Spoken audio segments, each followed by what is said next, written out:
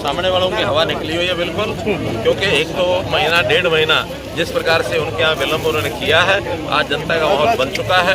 मैं स्वयं और हमारे मुख्यमंत्री हम लोग लगभग 35 से ज़्यादा जनसभाएं कर चुके हैं और हमारा कार्यकर्ता भी एकदम चार्ज है। 3.5 लाख कार्यकर्ता ऊपर से नीचे तक सब अपने काम में लगा है, गली मोहल्ले में भी, सभाओं में भी और जितनी व्यवस्था है उनमें भी लगा है। और अभी जब तक वो संभलेंगे तब तक तुम 90 के 90 विधानसभाओं में अपने नामांकन वगैरह करने के साथ साथ 8 या 10 तारीख तक हमारी सारी रैलियाँ पूरी हो जाएंगी और उसके बाद केंद्रीय नेताओं के हमारे कार्यक्रम शुरू होंगे और वोटिंग के दिन बहुत एक मजबूत तरीके से वोटिंग भी अच्छी होगी, ऐसा मैं मान के चलता हूँ।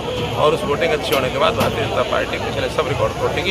10 की 10 सीटें। आचार संहिता के सर 2 नोटिस आए हुए हैं देश के प्रधानमंत्री और राहुल गांधी को, इस तरह से देखिए अब ये आचार संहिता का क्या नोटिस है मुझे उसकी जानकारी नहीं है, और जो कुछ विषय होगा हमारे जो चुनाव का व्यवस्था देखने वाले लोग हैं वो उसके बारे में, उस नोटिस के बारे में। संसद ने बड़ी घोषणा की है कि मेट्रो नहीं आई तो दोबारा चुनाव नहीं लड़ेंगे जनाब। मेरी पर्सनल ऐसा है नहीं, वैसे भी उस मेट्रो के बारे में नहीं, रेलवे लाइन के बारे में निश्चित हो चुका है, वो हो गया। मेट्रो की हमारी डिमांड गई हुई है, क्योंकि जिस संगठन ने तय करना है उनकी एक DPR बनेगी, वहाँ का जो लोड है यात्रियों का उसका आंकलन करते हैं। आखिर रेलवे प्राइवेट एक संस्था है, प्राइवेट तो नहीं कह सकता, एक ऑटोनोमस संस्था, वो नफे घाटे का हिसाब लगाती है। अगर जो कोई जिस प्रकार का यहाँ एक इंडस्ट्रियल बेल्ट बढ़ रही है, जिस प्रकार से लोगों का दिल्ली से आना जाना बढ़ रहा है, मुझे लगता है कुछ वर्षों के अंदर ये फिजिबिलिटी बन जाएगी और निश्चित रूप से मेट्रो तो वहीं चलती है जहाँ सवारियाँ उनको मिलती हैं। इसलिए मेट्रो बादली तक तो आएगी ही, बादली से आगे झज्जर का जैसे ही उनको लोड मिलेगा जरूर आएगी। दिग्विजय चौटाला आपको कमजोर कैंडिडेट बता रहे हैं, उसको कौन पूछा है?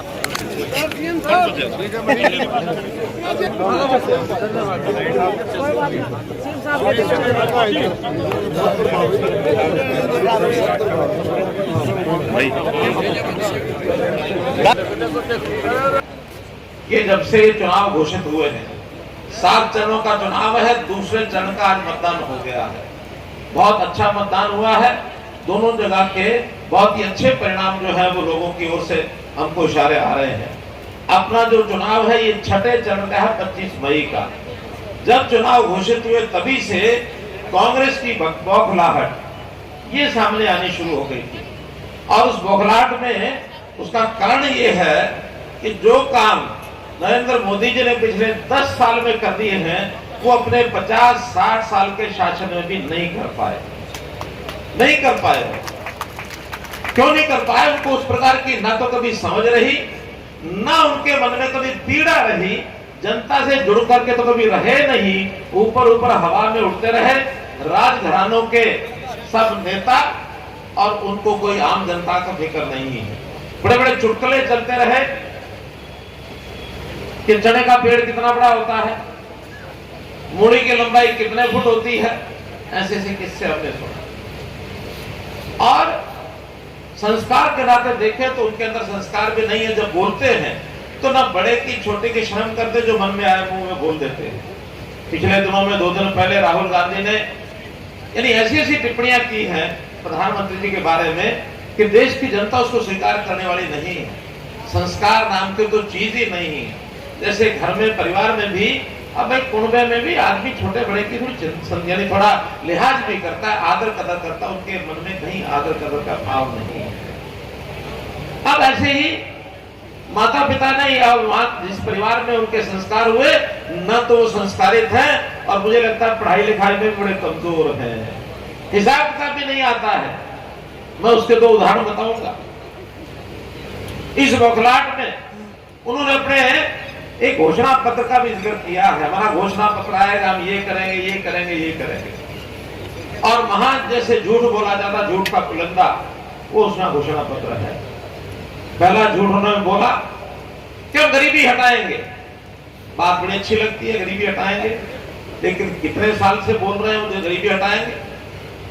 अगर बड़े बुजुर्ग को किसी को ध्यान में हो, 1970 का चुनाव उन्होंने इसी नारे पर लड़ा और इस नारे पर जनता को बेवकूफ बनाया था, गरीबी हटाएंगे, गरीबी हटाएंगे। लेकिन इतने सालों के बाद उनको दोबारा से कहना पड़ रहा गरीबी हटाएंगे, तो कम से कम इस 10 साल में तो गरीबी आई नहीं, गरीबी तो उन्हीं की देन है। उस देन के कारण से ये महासरासर झूठ। अगला झूठ, हम हर गरीब परिवार के खाते में 1 लाख रुपया डालेंगे। 1 लाख रुपया डालेंगे। नरेंद्र मोदी जी कहते हैं हम हर परिवार को 1 लाख रुपए की कमाई का और उसको इस लेवल पर लेकर के आएंगे कि उसके परिवार की महिला भी अगर काम करना चाहे तो सेल्फ हेल्प ग्रुप के माध्यम से उसको 8, 10, 12 हजार रुपए महीने की आमदन हो जाए, ऐसे काम करके देंगे। उनको लोन देंगे, कोई इंटरेस्ट नहीं लगेगा, उनको काम सिखाएंगे।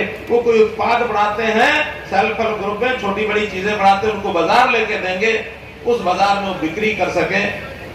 ये सब तो करने के लिए मोदी जी कह रहे हैं।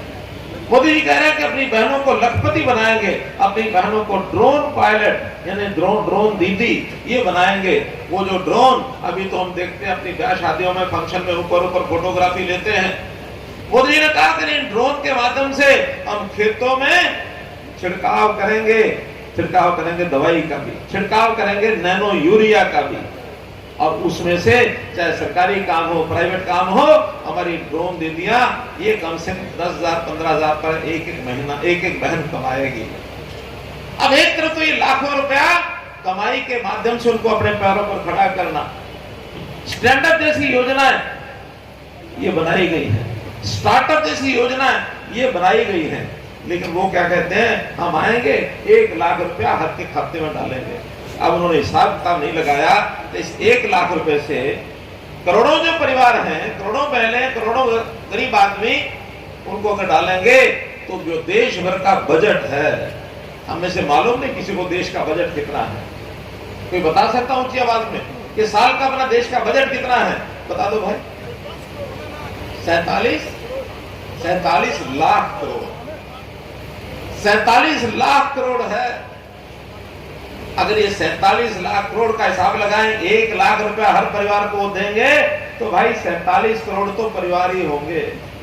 अगर ये 47 करोड़ परिवारों को 1 लाख देना लग गया तो सारे का सारा बजट उसमें चला जाएगा। बाकी देश क्या करेगा? देश में तो हमारी सेना भी है, देश के अंदर हमारे रेलवेज भी हैं, देश के अंदर दुनिया भर की और सेवाएं जो केंद्र सरकार को करनी पड़ती है। कि कहां से लाएंगे इस बजट को? अब इनको बस पूछने वाला कोई नहीं। बोल दिया, पिछले चुनाव में भी बोला था कि हम हर युवा को 72,000 रुपया उसके खाते में देंगे। अब जो क्यों तो आते तो है नहीं, आना भी नहीं है, जो मर्जी है बोल दो। कोई कहावत है ना नौमण तेल होगा नारा दाना चाहिए। मतलब कुल मिलाकर के कहीं कोई प्रैक्टिकल व्यवहारिक ज्ञान इससे दूर है। इस प्रकार का झूठ का पुलिंदा।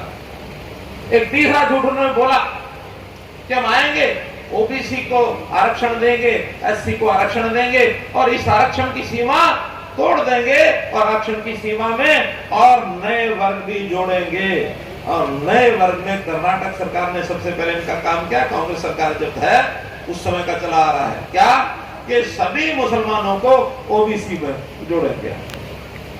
देश के सभी मुसलमानों को ओबीसी में जोड़े लग गए तो फिर जो कुछ आरक्षण है जिनको मिलेगा मिलेगा, जिनको नहीं मिलेगा वो हाथ मिलते रह जाएंगे।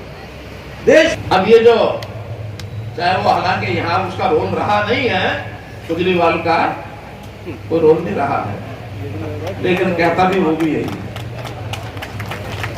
यही कहता है और यही डंका ये पीट रहे हैं झूठ बोल बोल के और लोगों को कैसे भ्रमित किया जाए। लोग भ्रमित होने वाले नहीं हैं, लोगों ने तय कर लिया है कि हमको क्या करना है। इसलिए मित्रों, मैं चूंकि सारी बातें पहले से आ चुकी हैं, अब मुझे तो इतना ही कहना है कि इस झूठ के बोलने के बाद कांग्रेस के ऊपर कभी भरोसा नहीं करना है। विषय है इस एक सीट का। ये एक सीट पिछली बार हम बहुत कम मार्जिन से जीते थे, सबको मालूम है। 10 में से यही एक सीट थी जो सबसे कम मार्जिन से जीती थी। मुझे लगता है शायद 7,000 से जीती, 7,500।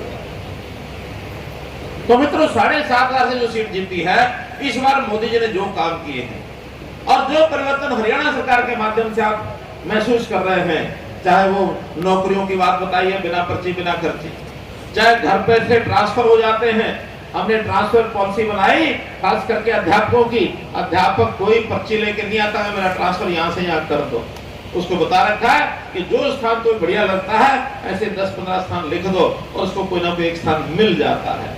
95% अध्यापक अपनी इस बात से खुश है कि हमारे मौके पर जहां जाना होता चले जाते हैं।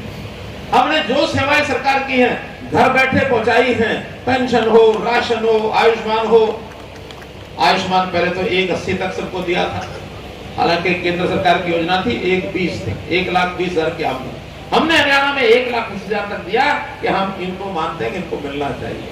बाद में बात इस रेट बनाऊंगा तो टाइम लग जाएगा कि बोले भाई एक दिन 11-12 तारीख आई मार्च की, वो बिना में तीसरा दिन आया, सवेरे से शाम तक पिक्चर चली और उस पिक्चर में मुख्यमंत्री बदला गया। अब ये कहानी ऐसी है, बहुत संक्षेप में बताता हूं। मैंने अपनी इच्छा से प्रधानमंत्री जी कहा कि जब लंबे टाइम तक कोई अपना आदमी काम करता रहे तो अपने जीते जी, अपने रहते रहते अगली पीढ़ी के आदमी को अपना काम सौंप देना चाहिए। जैसे किसान है, किसान अपने नौजवान बेटे को अपना हल्का था, किसान अपने बेटे को अपना हल्का था अपने सामने पकड़ाता, चल बेटा कूट कटवावे, साथ साथ चले, कभी फाड़ी ना लग जाए, कभी फाड़ी पैर में ना लग जाए बुलंद पे। ऐसे ही कोई लोहार होता है, वो लोहार भी अपना औजार जो है अपने बेटे को पकड़ा देता है बुजुर्ग होने के बाद। खाती है वो अपना रंधा पकड़ा देता है, नहीं अपना निर्णय उसरा वो साथी पकड़ा देता है। जैसे कोई किसान, कोई मजदूर, दुकानदार भी अपनी तगड़ी तराजू वो अपने बेटों को पकड़ा सिखा देता है। जितने खुशबू होते हैं अपने रहते रहते अपने अगली पीढ़ी को चीज पकड़ा देते हैं, उतनी खुशी भाइयों मुझे भी है, मुझे भी खुशी है। यही बात अगर कांग्रेस में होती, पहले तो जो कुर्सी मिल जाए उसको छोड़ता कोई नहीं, अपने आप को चिपका लेता फेविकोल से कि तू कुर्सी मुझे नहीं छोड़ रही, कुर्सी छोड़ दे रही, वो कुर्सी को नहीं छोड़ता।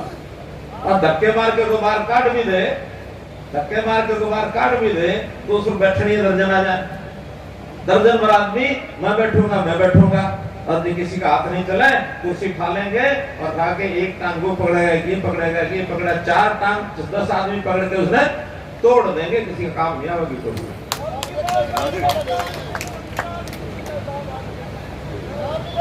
भाइयों आप जो कह रहे हैं मैं वही बात मैं आपको कहने आया हूं, वही बात मैं आपको कहने आया हूं कि इस बार ये जो सपना उनका 1 सीट का बचा हुआ है, इसको चकनाचूर कर दो इसको चकनाचूर।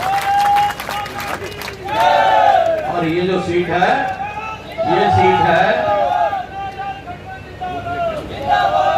ये सीट पिछली बार तो 7,500 से जीती है। इस बार भाइयों मेरी अपेक्षा है कि ये सीट हमको 75,000 वोटों से जीतनी है, 75,000 वोटों। ये बापू बेटा की लड़ाई जो चल रही है ना, इसको आप खत्म ही कर दो, ये खत्म ही कर दो। क्योंकि इन्होंने कहा कि भाई पिछली बार दोनों लड़ गए थे, दोनों हार गए थे। इसका मतलब ये है कि बापू बेटे को जिताने वास्ते, बेटा बापू को जिताने वास्ते ये रह गया। इनकी पार्टी कहां गई? अगर पार्टी कहां गई इनकी? पार्टी नाम से कोई चीज नहीं है। ये अपने संगठन को, पार्टी को खड़ा ही नहीं कर पाए। जहां आपकी भारतीय जनता पार्टी ऊपर से लेकर नीचे तक हरियाणा के 3.5 लाख कार्यकर्ता है जो गली गली मोहल्ले मोहल्ले में जाके काम कर रहे हैं। लोगों को कि नरेंद्र मोदी जी के लिए करना हमने डॉक्टर अरविंद शर्मा तो बढ़ेंगे एमपी, लेकिन इनके लिए नहीं। ये वोट नरेंद्र मोदी को जाना चाहिए, नरेंद्र मोदी को जाना चाहिए। और मोदी जी के बारे में जितनी बातें बताई गई हैं दोहराने की जरूरत नहीं है। एक ही बात कहूंगा, अगर इस देश का सम्मान बढ़ा है, इस देश को दुनिया के अंदर पहचान मिली है, ये देश बहुत नीचे के स्थान पर आज से 20 साल पहले था, अब ऊपर के 5 देशों में इस देश की गिनती होती है, तो ये केवल नरेंद्र मोदी के कारण से हुई। बहुत काम कर लिया 10 साल में, लेकिन भाइयों इससे ज्यादा काम करना भी बाकी है। 2047 का सपना है हमारा कि ये देश दुनिया का सर्वश्रेष्ठ देश बनना चाहिए। आने वाले इस 22 साल में हम 2047 के अंदर, जिस देश को आजाद हुए 100 साल हो जाएंगे, 1947 में आजाद हुआ था, 2047 का सपना है कि ये देश दुनिया का सर्वोच्च सर्वोपरि ये देश बनना चाहिए। उसके लिए इस बार अगर हमें 400 की सीट का नारा जो हमारा है इसको पार करते हैं, कोई दुनिया में ऐसी ताकत नहीं है जो अपने इस देश को विश्व गुरु न बना सके। ये देश विश्व गुरु बनना चाहिए। और उसके लिए आने वाली 25 मई को एक एक वोट कमल के निशान पर इस लोकसभा में हमारे डॉक्टर अरविंद शर्मा के नाम से डाल करके हम इनको इस बार फिर से अपना मेंबर पार्लियामेंट बना करके उस 400 की सीट में अपनी गिनती पूरे करेंगे, हरियाणा की 10 की सीट जीतेंगे। यही निवेदन आपसे करते हुए आपका बहुत बहुत धन्यवाद। रह गए, कई काम रह गए, बहुत कोशिश की, कुछ काम तो मनोहर लाल जी ने हमारे बहुत ठोक करके पूरे किए। हमने वायदा किया था झज्जर को दिल्ली से रेल लाइन से जोड़ेंगे। 1225 करोड़ रुपए माननीय मनोहर लाल जी ने पास करके झज्जर फरतनगर वाला रेल का लाइन का साफ कर दिया। अभी उसका सर्वे हो रहा है, डीपीआर बनी। मैं आज आपसे एक वायदा करता हूं कि भाई अगली बार थोड़ा सा टुकड़ा बचता है ढासा गांव से बॉर्डर से ढासा गांव से बादली तक मेट्रो, और भाई बादली से झज्जर तक अगली बार मेरा मेट्रो का लक्ष्य है। अगर भाई मेट्रो अगली बार नहीं लेके आ सका तो ध्यान से सुन लो, अगली बार फिर मैं चुनाव भी नहीं लड़ूंगा, राजनीति छोड़ देंगे। अगर मैं अगली बार झज्जर तक मेट्रो नहीं लेकर के आ सका तो मैं ये वायदा करता हूं कि मेरा अपना पर्सनल है, मैं पूरी कोशिश करूंगा, मैं अपनी जी जान की बाजी लगाऊंगा, कोशिश करूंगा। ये मेरा अपना पर्सनल वायदा है, ये पार्टी का नहीं, मेरा अपना पर्सनल वायदा है कि अगली बार आपको झज्जर से मेट्रो को मैं जोड़ने का काम करूंगा। और उसके बाद RRTS और भी बहुत सारे प्रोजेक्ट हैं, उन सारे प्रोजेक्टों को, ये जो अपनी दिल्ली वाली जो झज्जर से दिल्ली वाली रेल लाइन है, इस काम को भी आने वाले समय में इस काम को भी कंप्लीट कर देंगे। आप चिंता ना करो, आपके कामों में कोई कसर नहीं छोड़ी जाएगी। बड़ी मान सम्मान से आप लोगों ने साथ दिया और बड़े मान सम्मान से आप लोगों ने आगे बढ़ाया। भाई एक बार और विश्वास करो और भाई ये 400 पार के नारे में अपनी भी आहुति डालो। मनोहर जी जिंदाबाद, नायब सैनी जी जिंदाबाद। जोरदार नारा लेंगे। हमारे बीच हमारे मुख्य अतिथि, हमारे मार्गदर्शक वो हमारे बीच में पहुंच चुके, जिन्होंने खड़ा करके माननीय मनोहर जी का स्वागत करें। भाइयों जोरदार तालियों के साथ अपने डॉक्टर अरविंद शर्मा जी का स्वागत करें, माननीय मनोहर जी का स्वागत करें। ये बिना पर्ची खर्ची के जो व्यवस्था परिवर्तन कर रहे हैं।